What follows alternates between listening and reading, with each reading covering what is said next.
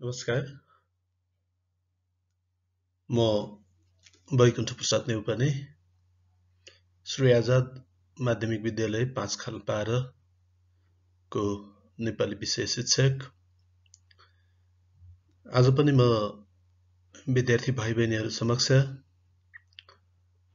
माध्यमिक तह कक्षा 11 को अनिवार्य नेपाली विषयको वीर पुर्खा शीर्षकको कवितामा आधारित र निर्मित सहजीकरण सामग्री सहित उपस्थित भएको छु।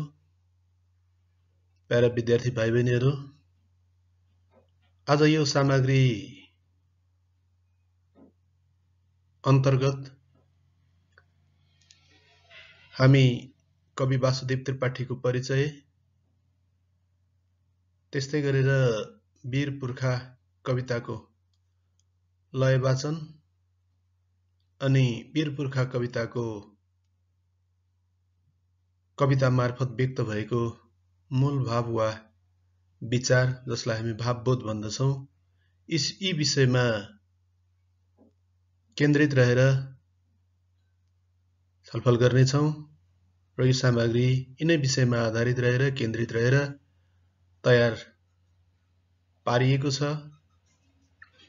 आउनुहोस् विद्यार्थी भाइ बहिनीहरू, अब हामी विषयवस्तुतर्फ प्रवेश गर्छौँ। सबभन्दा पहिला हामी कवि परिचयको बारेमा छलफल गर्छौँ। वीर पुर्खा कविता नेपाली साहित्यमा बहुमुखी प्रतिभाशाली व्यक्तित्व कवि वासुदेव त्रिपाठीद्वारा लेखिएको उत्कृष्ट कविता हो। कवि वासुदेव त्रिपाठीको जन्म विक्रम सम्वत 1979 साल चैत्र 13 गते तनहुँ जिल्लाको भानुनगरमा भएको थियो। उनी माता गोमा त्रिपाठी तथा पिता प्रेमदत्त त्रिपाठीका सुपुत्रका रूपमा यस धरतीमा पदार्पण गरेका थिए। 8 वर्षको कलिलो उमेरमै मातृत्वविहीन बन्नु परेका अर्थात् आमाको काख गुमाएका वासुदेव त्रिपाठीको लालन पालन, पोषण र बाल्यकाल मामाघर गोर्खामा नै बितेको थियो। विद्यार्थी भाइ बहिनीहरू, तनहुँमा तात्कालीन समयमा औलोको प्रकोप बढिरहने भएको हुनाले औलोबाट बचाउन पनि उनलाई गोर्खा मामाघर पठाइएको थियो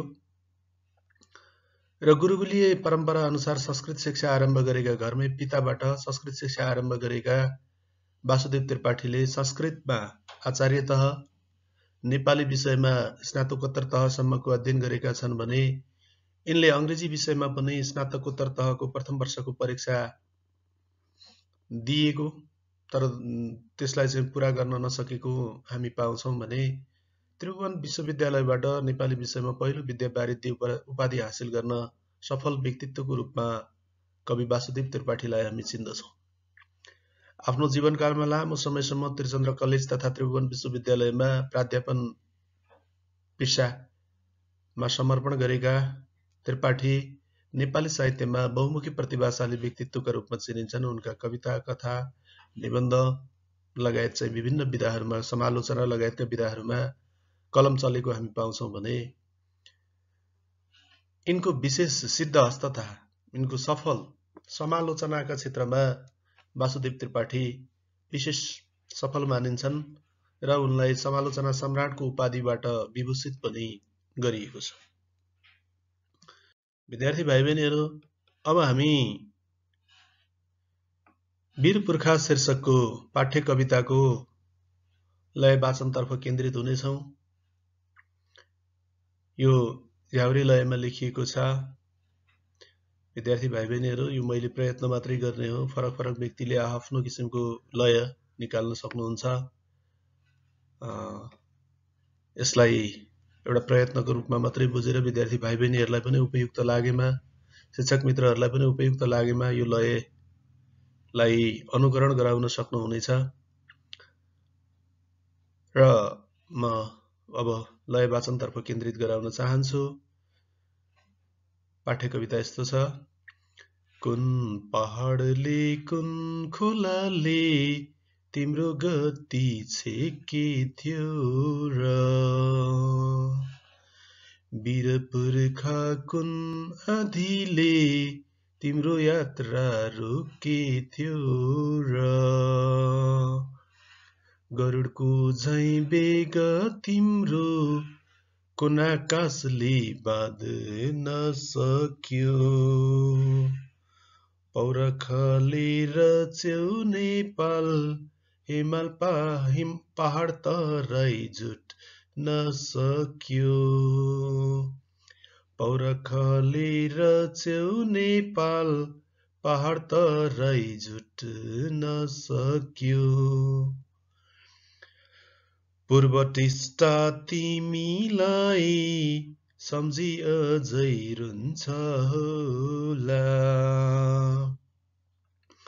पश्चिम रवि तिम्रो अझै रक्तधारा धुन्छ होला काङ्गडा र कलङ्गाको ढुङ्गा माटो बोल्छ होला वीर पुर्खा तिम्रो गीत गङ्गाभरि गुज्छ होला वीर पुर्खा तिम्रो गीत गङ्गाभरि गुज्छ होला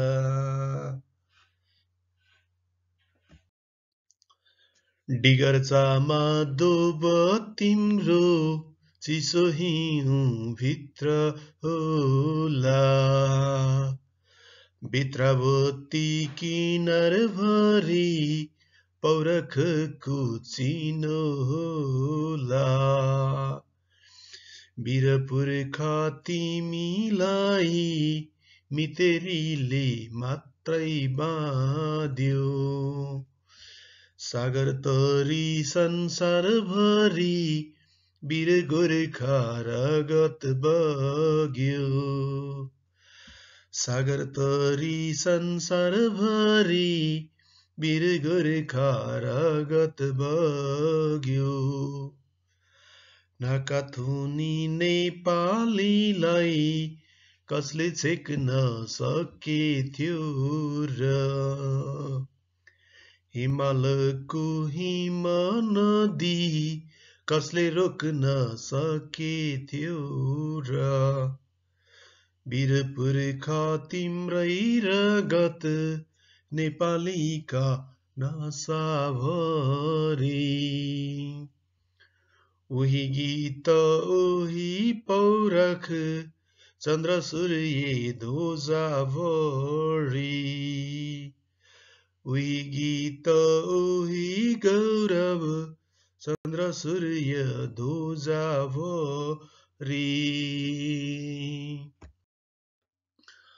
विद्यार्थी भाइ बहिनीहरू हामीले भर्खरै लय वाचनको एउटा प्रयत्न गर्यौं विद्यार्थी भाइ बहिनीहरूले पनि लय वाचनको प्रयत्न गर्नुहुनेछ भन्ने मैले विश्वास लिएको छु अब हामी कविताको भावार्थ बोधतर्फ केन्द्रित हुन्छौं प्यारा विद्यार्थी भाइ बहिनीहरू कवि वासुदेव त्रिपाठीद्वारा लेखिएको वीर पुर्खा शीर्षकको कवितामा हाम्रा वीर पुर्खाहरूको पौरख र गौरवको गायन गरिएको छ गाथा गाइएको छ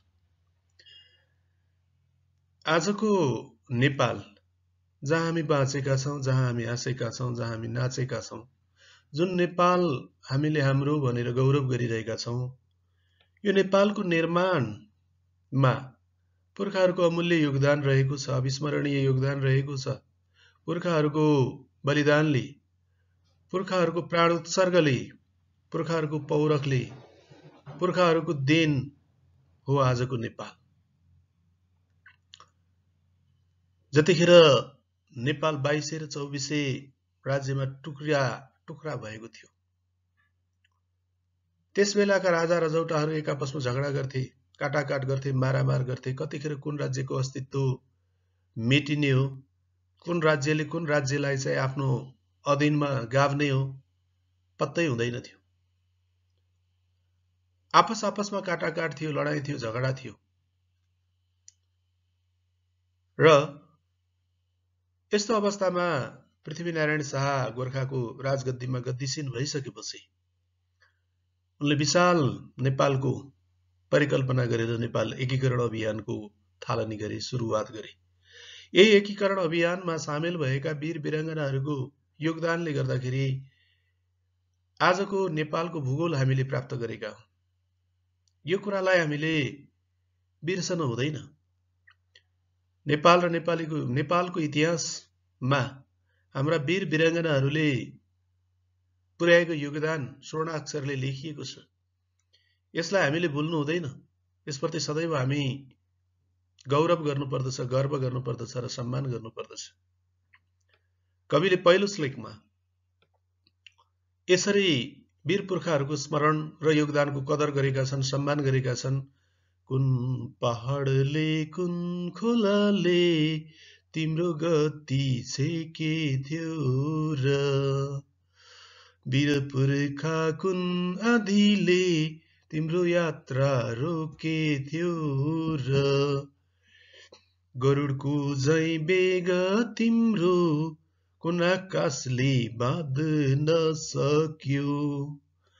पौरखले रच्यौ नेपाल पहाड तराई जुट्न सक्यो। पौरखले रच्यौ नेपाल पहाड तराई जुट्न सक्यो।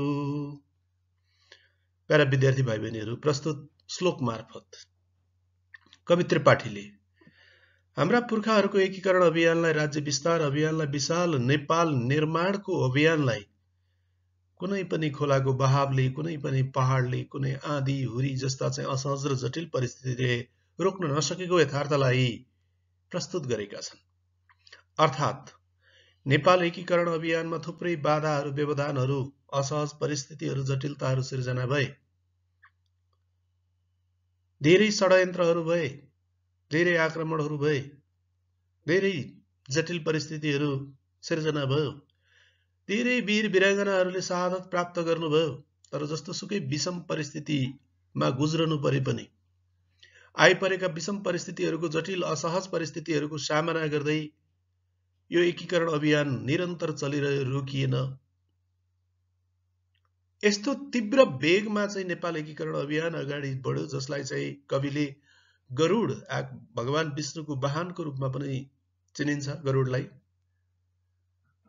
गरुडको वेगमा, आकाशमा उड्ने पन्छी हो गरुड। गरुड पुराण भनेर हाम्रो धर्मशास्त्रले नामाकरण पनि गरेको छ। गरुडको जस्तो तीव्र वेगमा कुनै पनि आकाशले बाँध्न नसक्ने गरी, कुनै पनि अवरोधले रोक्न नसक्ने गरी, कुनै पनि बाधा, अडचन, हाँक र चुनौतीहरूले रोक्न नसक्ने गरी हाम्रा पुर्खाहरूको पौरखले, शूरताले, वीरताले, पराक्रमले हिमाल, पहाड र तराईको यो सुन्दर भूगोल एक हुन सकेको, यो सुन्दर, यो विशाल नेपाल निर्माण हुन सकेको यथार्थलाई यहाँ प्रस्तुत गरिएको छ। यस श्लोकमा कविले एकीकरण अभियानमा कुनै पनि विश्राम नलिकन,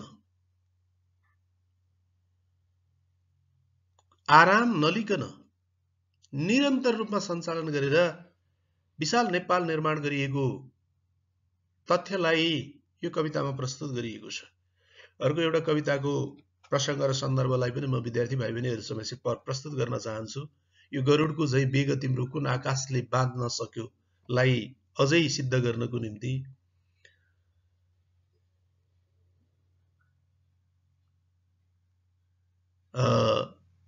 नाला पानी किल्लामा नली आराम छिनभर खुबैसँग लडे रे बलभद्र कुँवर। बलभद्र कुँवरको वीरतासँग सम्बन्धित रहेको छ। अर्थात् हाम्रा वीर पुर्खाहरूले नेपाल एकीकरण अभियानमा कुनै पनि किसिमको विश्राम लिएनन्, आराम गरेनन्। अविश्रान्त रूपमा चाहिँ यसलाई अगाडि बढाउने, नेपालको भूगोललाई विशाल बनाउने संकल्प बोकेर अगाडि बढे। यो वेगलाई, पुर्खाहरूको वेगलाई, पुर्खाहरूको स्पिडलाई कुनै पनि किसिमको चाहिँ तागतले रोक्न सकेन, थुन्न नसकेको कुरा प्रस्तुत कवितांश मार्फत व्यक्त गरिएको छ। विद्यार्थी भाइ बहिनीहरू, अब हामी दोस्रो श्लोकमा केन्द्रित हौं। दोस्रो श्लोक यसरी अगाडि बढ्छ। पूर्व टिस्टा तिमीलाई सम्झिय जैरुन्छ होला, पश्चिम राबी तिम्रो अझै रक्तधारा धुन्छ होला, काङ्गडा र कलङ्गाको ढुङ्गा माटो भुल्छ होला, वीर पुर्खा तिम्रो गीत गङ्गाभरि घुच्छ होला, वीर पुर्खा तिम्रो गीत गङ्गाभरि घुच्छ होला। दोस्रो श्लोकमा विद्यार्थी भाइ बहिनीहरू, हाम्रा पुर्खाहरूको योगदानले, पुर्खाहरूको अदम्य साहसले, दृढ अठोटले, पुर्खाहरूको निरन्तर अभियानले नेपालको सिमाना पूर्वमा टिस्टा नदीसम्म पुगेको र पश्चिममा रावी नदीसम्म पुगेको कुरा इतिहास साक्षी छ। अझै पनि कविका विचारमा टिस्टा र रावीले हाम्रा पुर्खाहरूको स्मरण गरेको छ। रावीसम्म हाम्रा पुर्खाहरूले रगत बगाएका छन्, टिस्टासम्म हाम्रा पुर्खाहरूले पाइला टेकेका छन्। पुर्खाहरूको स्मरण गर्दै ती नदीहरूको हरेक छालले स्मरण गरेको हुनुपर्छ।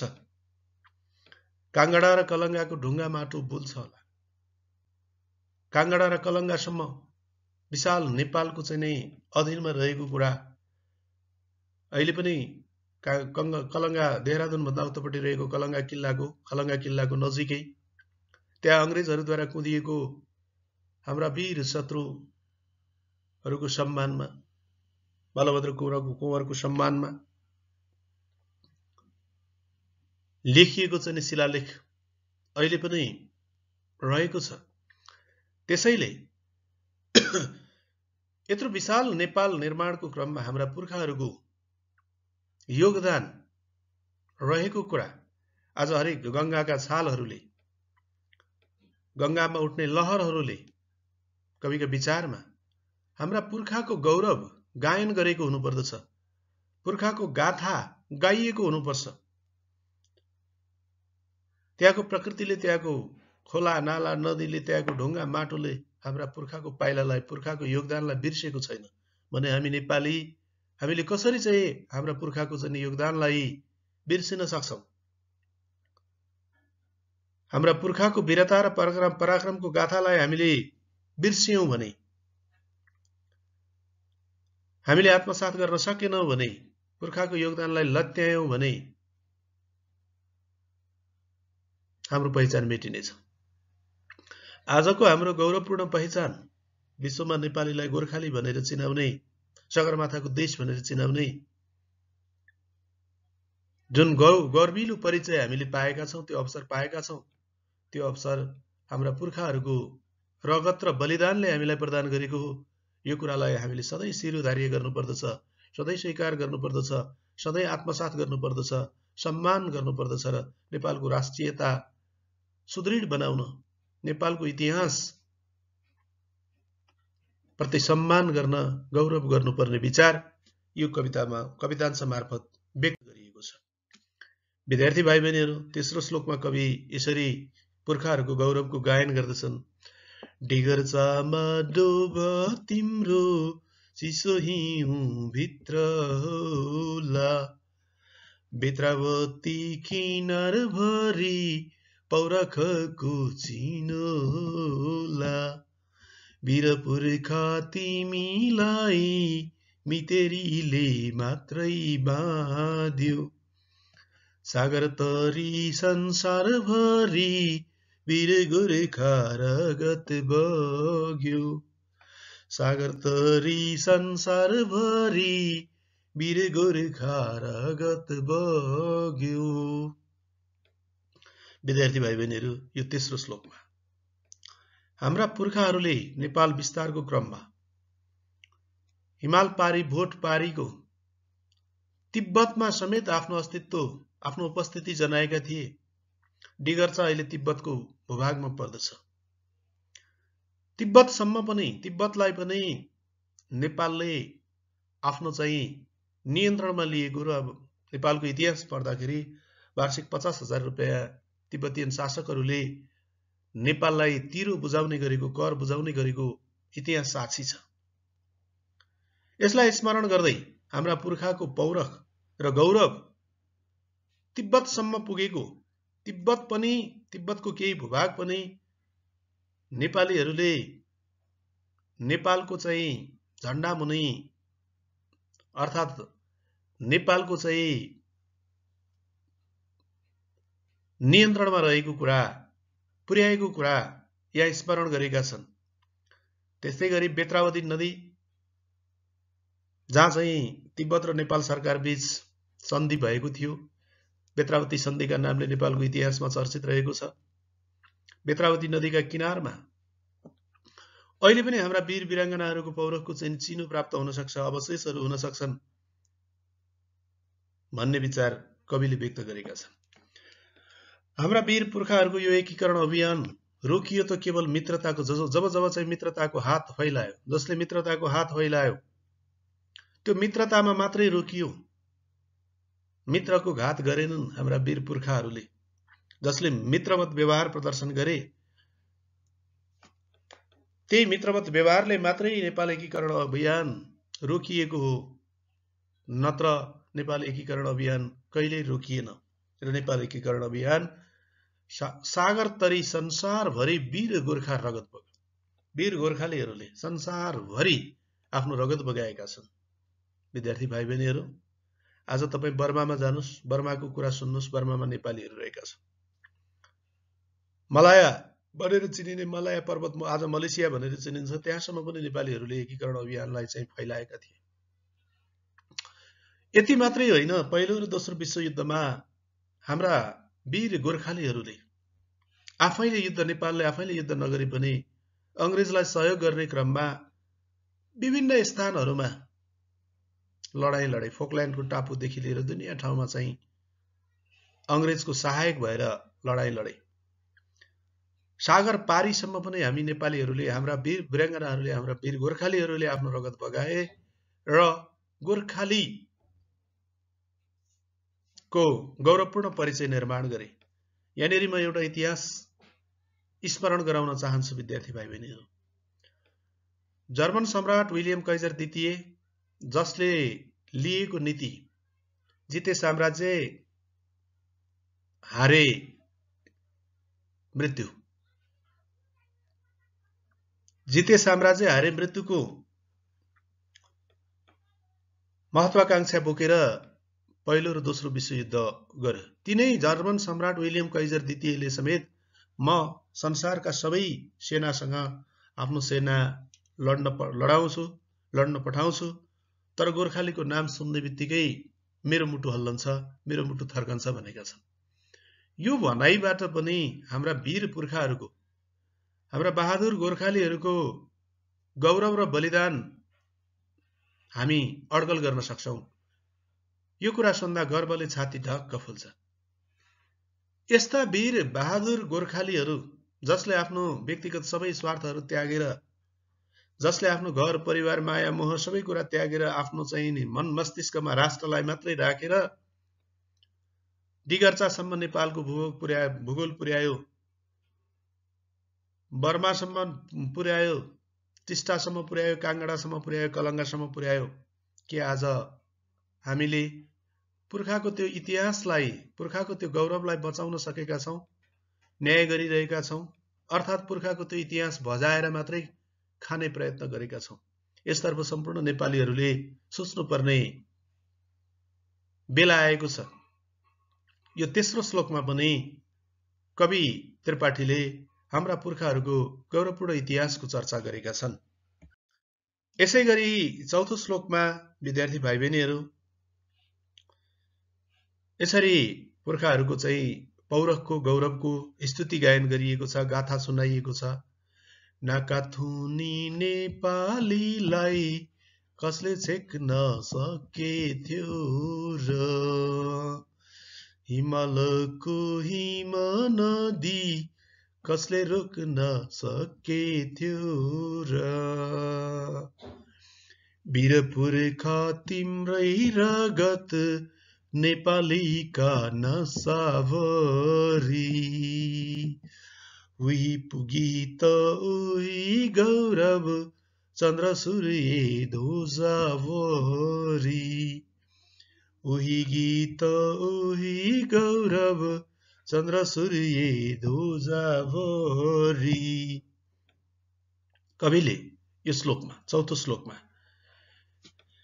नेपालीलाई हाम्रा दुश्मनहरूले, हाम्रा शत्रुहरूले नेपाल एकीकरण अभियानलाई रोक्नको निम्ति, परास्त गर्नको निम्ति, हाम्रा बहादुर वीर वीरांगनाहरूको विशाल नेपाल निर्माण गर्ने यात्रालाई रोक्नका निम्ति विभिन्न किसिमका दुष्प्रयासहरू नगरेका होइनन्, दुष्प्रयासहरू नभएका होइनन्। नाका थुनियो, गौडा थुनियो, तर त्यसले नेपालीलाई रोक्न सकेन, छेक्न सकेन। नेपालीहरूमा रहेको अदम्य साहसले, नेपालीहरूमा रहेको जननी जन्मभूमिश्च स्वर्गादपि गरिएसीको उत्कृष्ट भावले, देशप्रेमको भावनाले, राष्ट्रप्रतिको दायित्व बोधको भावनाले, पराक्रमले, वीरताले, शूरताले त्यस्ता सबै किसिमका चाहिँ दुश्चक्रहरूलाई परास्त गर्यो। जसरी हिमालबाट बगेको हिम नदीको वेगलाई, प्रवाहलाई कसैले रोक्न र छेक्न सक्दैन, त्यो बहावलाई कसैले चाहेर रोक्न सक्दैन, आफ्नो सामर्थ्य प्रदर्शन गरेर रोक्न सक्दैन। त्यसैगरी हाम्रा पुर्खाको उत्साहपूर्ण, साहसपूर्ण, पराक्रमयुक्त राष्ट्र निर्माण अभियानलाई, विशाल नेपाल निर्माण अभियानलाई कुनै पनि बहानामा रोक्न र छेक्न सकिएन। दुश्मनहरूले, विद्यार्थी भाइ बहिनीहरू, हामीले इतिहास पढेका छौं। नालापानी किल्लामा लडिरहेका बलभद्र कुँवरको चाहिँ नि फौजले खाने, किल्लाभित्र ल्याइएको पानीको मुहान काटेर अंग्रेजहरूले षड्यन्त्र गरे, तर पनि हाम्रा पुर्खाहरूलाई, हाम्रा वीर वीरांगनाहरूलाई परास्त गर्न सकेन। यसैगरी आज सम्पूर्ण नेपालीहरूको नसाभरि, हाम्रा नाडी नसामा बग्ने रगतमा हाम्रा वीर पुर्खाहरूको रगत बगेको छ। कविका विचारमा त्यो रगत बग्नुपर्छ। पुर्खाहरूको बलिदान र त्यागको प्रभाव हामी नेपालीहरूमा परेको। हाम्रो राष्ट्रको राष्ट्रिय झण्डा, चन्द्रसूर्य अंकित झण्डामा हाम्रा वीर पुर्खाहरूको पौरखको, गौरवको गाथा अंकित रहेको छ। गौरव बलिदानको गाथा कुँदिएको छ।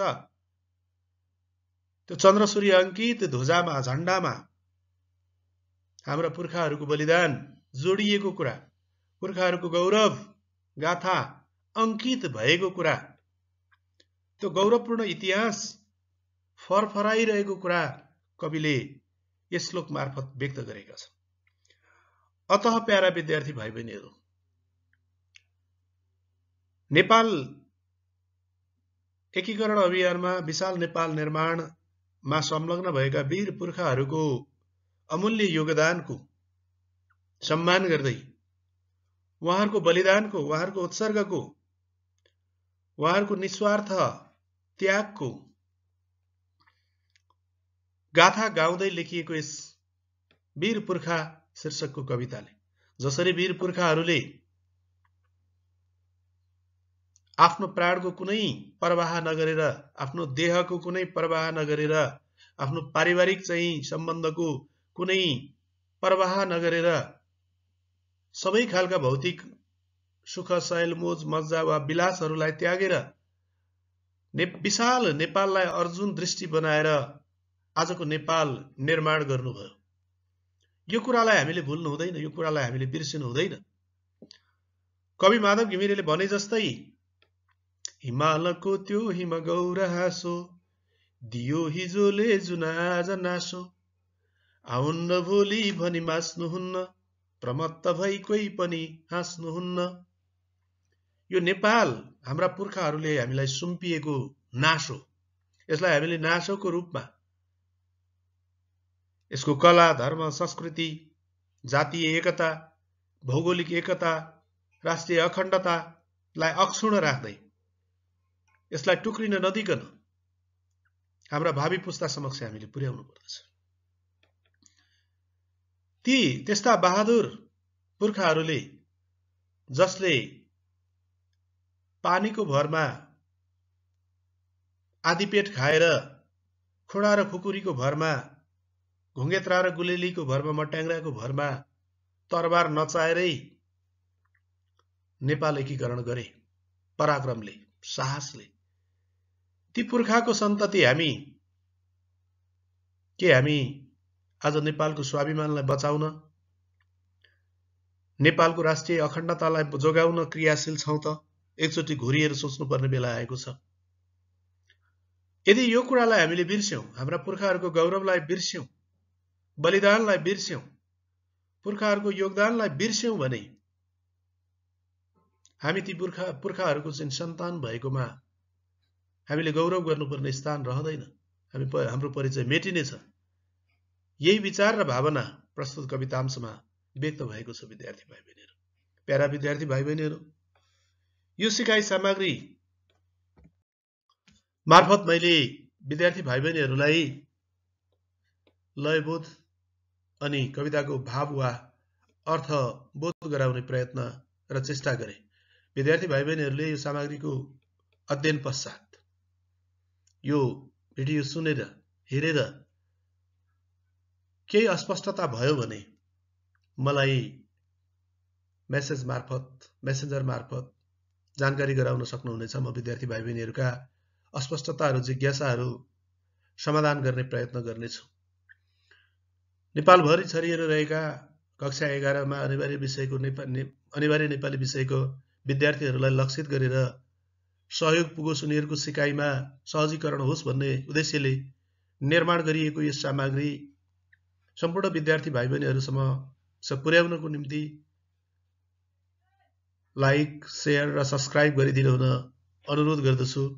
र नेपाली विषयका विद्वान गुरुवर्गहरू यो सानो प्रयासमा देखिएका कमी कमजोरीहरू औल्याएर नेपाली विद्यार्थी भाइ बहिनीहरूको नेपाली सिकाइलाई सहजीकरण गर्ने उद्देश्य, नेपाली सिकाइलाई बलियो बनाउने, उत्कृष्ट बनाउने जुन चाहिँ प्रयत्न छ, त्यसमा यहाँहरूको अमूल्य योगदान रहनेछ। यहाँहरूले पनि यो सामग्री उपयोगी लागेमा आफ्ना विद्यार्थी भाइ बहिनीहरू समक्ष पुर्याउन, शेयर गरिदिनु हुन, लाइक गरिदिनु हुन, सब्स्क्राइब गरिदिनु हुन अनुरोध पनि गर्न चाहन्छु। यो सामग्री मेरो फेसबुक मार्फत, न्युज फिड मार्फत, त्यसैगरी म कार्यरत रहेको विद्यालय आजाद माध्यमिक विद्यालय पाँचखाल 12 को फेसबुक पेज मार्फत, पाँचखाल नगरपालिका, म कार्यरत रहेको पाँचखाल नगरपालिकाको शिक्षा शाखाको चाहिँ पेज मार्फत सार्वजनिक हुनेछ। र युट्युबमा यहाँहरूले नेपाली ई-लर्न च्यानलबाट पनि यो सामग्री प्राप्त गर्न सक्नुहुनेछ। र आशा गरेको छु यो सामग्री बढीभन्दा बढी विद्यार्थीहरू समक्ष पुग्नेछ र विद्यार्थीहरू लाभान्वित हुनेछन्। यति भन्दै यो अनुरोध गर्दै जहाँ रहनुहुन्छ स्वस्थ रहनुहोस्, मस्त रहनुहोस्। आजको दिन शुभ होस्। यहाँहरूलाई धन्यवाद अनि नमस्कार व्यक्त गर्न चाहन्छु। धन्यवाद, नमस्कार।